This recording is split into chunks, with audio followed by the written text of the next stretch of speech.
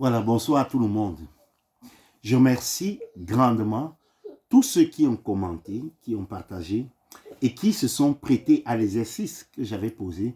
Quelles sont les causes qui peuvent pousser quelqu'un à caler au démarrage? J'ai saisi cette occasion avant de pouvoir commenter, cette occasion de vous rappeler, de pouvoir vous abonner, de ne pas oublier d'activer la cloche de notification et de partager afin que ça touche le maximum de personnes. Vous savez, la conduite, ce n'est pas un mystère. Chacun, pour peu qu'il soit un peu posé et motivé, peut bien apprendre à conduire. Alors, la vidéo « Comment démarrer sans caler », je vous l'enverrai sous peu parce qu'elle est prête. Ici, je vais simplement m'évertuer à répondre aux questions, à commenter un peu les différentes causes que vous avez citées. Dans toutes les causes que vous avez citées, il n'y a eu aucune personne qui a cité une cause qui n'en était pas une. Et je vous félicite grandement. La première cause qui fait que les gens calent, c'est le stress. Le stress, les élèves stressent beaucoup. Ils ont tellement peur. Ils stressent, ils ont la peur de mal faire. Ils ont la peur de gêner. Ils ont la peur de ne pas réussir. Il y a toutes ces peurs-là.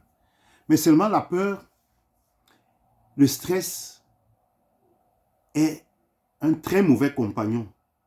Le stress vous amènera toujours à faire des bêtises. Je dis bien toujours à faire des bêtises. Le stress ne vous permettra jamais prendre une bonne décision.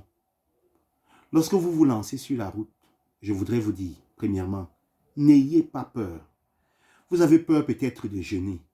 Mais quelqu'un qui a peur de gêner, il est tellement pressé de partir que lorsqu'il se presse, il cale. Et quand il a calé, il est encore plus stressé qu'au départ. Il va reforcer encore à repartir rapidement. Et il va caler une fois, deux fois, trois fois, quatre fois, cinq fois. Il va caler plus encore. Et pourtant, s'il était suffisamment posé, il essayait de partir, surtout lorsqu'on est des nouveaux chauffeurs, un apprenant, essayez toujours de partir vraiment posément avec l'embrayage. Vous allez le voir dans la vidéo de comment démarrer sans caler. Soyez très posé dans un premier temps. Au fur et à mesure que vous serez posé, vous allez acquérir des réflexes et ça serait plus aisé pour vous de partir.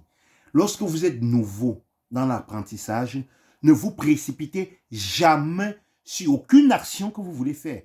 Faites-le toujours posément. Lorsque vous le faites posément, ça permet à votre cerveau, à votre mémoire de pouvoir comprendre exactement comment est-ce qu'il faut procéder. Mais si vous vous précipitez, vous allez toujours faire des mauvaises choses.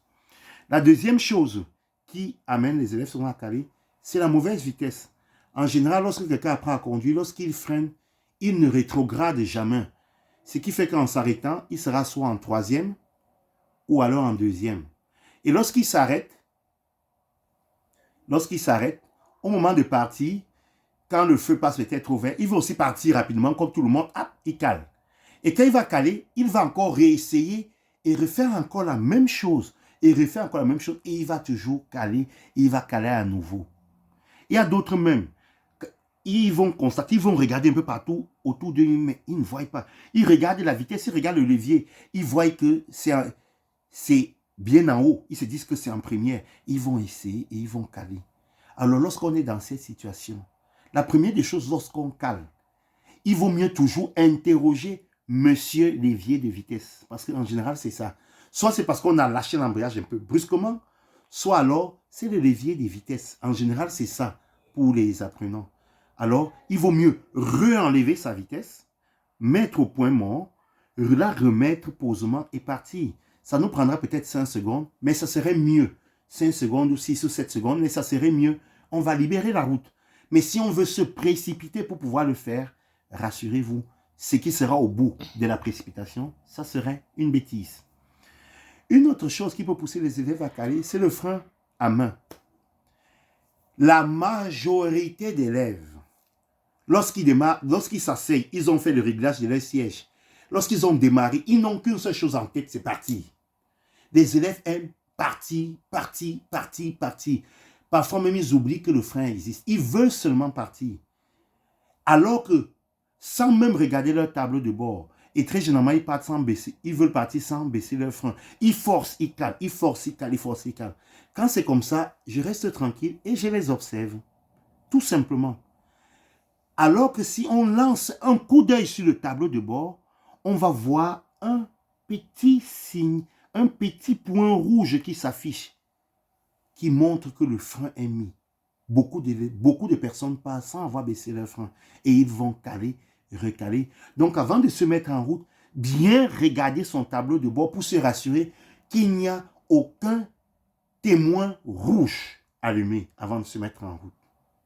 Donc il y a le frein. Maintenant je vais voir, est-ce qu'il y a encore quelque chose? Une personne a aussi dit qu'il y avait le mauvais carburant. Oui, il peut aussi avoir le mauvais carburant. Tu mets le mauvais carburant dans ta voiture, tu commences à rouler. À un moment donné, tu veux partir, il cale. Tu vas réessayer, il recale. Tu vas réessayer, il recale. Mais ça, ce n'est pas dû à toi. Ça, ce n'est pas la faute de l'élève. C'est juste que voilà, il y a eu un mauvais carburant et c'est en train d'entraîner une panne. Donc, ce n'est pas dû à la faute de l'élève. Donc, pour toutes circonstances, lorsque vous apprenez, temporisez-vous. Allez posément, tranquillement. Recommencez tout le cycle de la mise en marche à zéro et vous allez vous en sortir. Voilà. Voilà. À très bientôt dans une prochaine vidéo. Ciao, ciao.